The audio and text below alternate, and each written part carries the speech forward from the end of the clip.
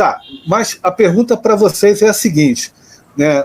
Tendo em vista as condições atuais da economia brasileira e o começo da crise lá no governo Fernandes, né, como é que a gente pode traçar um paralelo? Quais as lições que nós podemos trazer do governo Fernandes? Porque ele tentou, de várias maneiras, resolver, acelerando o crescimento, fazendo várias coisas. E aí, a gente consegue trazer traçar um paralelo, fazer alguma recomendação, chamar a atenção para algum ponto? Eu acho que se fizer esse corte pequeno... Desculpa, Mara. Não, vai lá.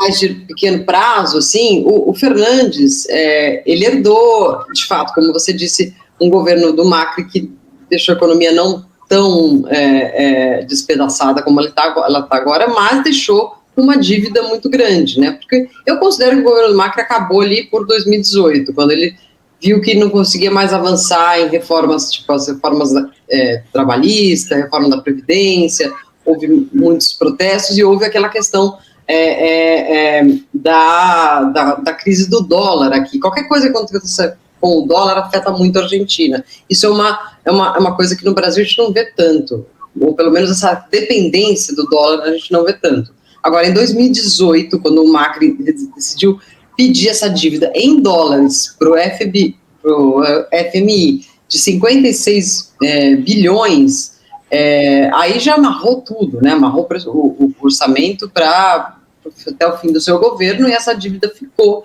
no governo Alberto. No governo Alberto, o que a gente teve?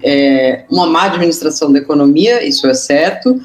O Martim Guzmán, que foi o primeiro ministro de Economia, que ficou a maior parte do tempo, tinha uma ideia de manter o protecionismo, porque achava, por exemplo, que a Argentina, se abrir demais, a gente não sabe, né? Talvez a gente vai saber agora, mas se a Argentina se abrir demais, a indústria nacional quebraria diante da competência com outros mercados, porque, enfim, não está no mesmo nível, né? Enfim, aqui o protecionismo manda muito, né? É um interesse muito forte de manter isso.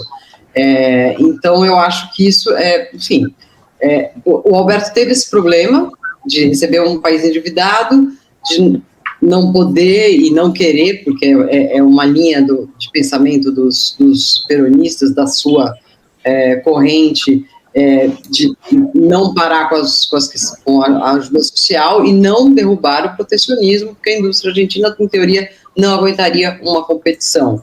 E depois ele teve alguns problemas externos a ele, que não são a justificativa total para o seu fracasso, mas que contaram. A pandemia, em que a solução que a Argentina deu para não ter uma crise social maior e até uma crise de saúde foi imprimir dinheiro, assim, direto, e mandar isso para os bairros pobres, para as províncias, para toda a população mais carente, para oferecer um colchão ali, para que ninguém saísse a protestar, ou que, enfim, que desse tempo de comprar as vacinas, também não tinha dinheiro para comprar as vacinas, então, imprimiu-se mais dinheiro.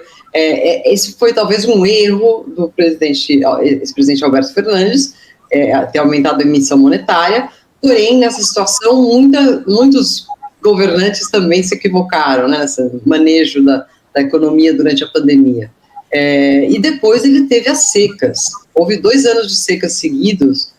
O ano passado foi a mais grave, na qual a Argentina perdeu mais de 20 milhões de dólares de uma safra de soja, que hoje em dia é a principal exportação da Argentina, né? Então, nesses últimos anos, eu diria que o agravamento foi por essas razões, né? Mas, enfim, a gente também teve ciclos como o do Menem, em que a Argentina estava aparentemente super bem, com uma macroeconomia controlada, com o dólar como moeda preferencial, né, era um bimonetarismo, mas isso foi muito artificial de segurar por muitos anos.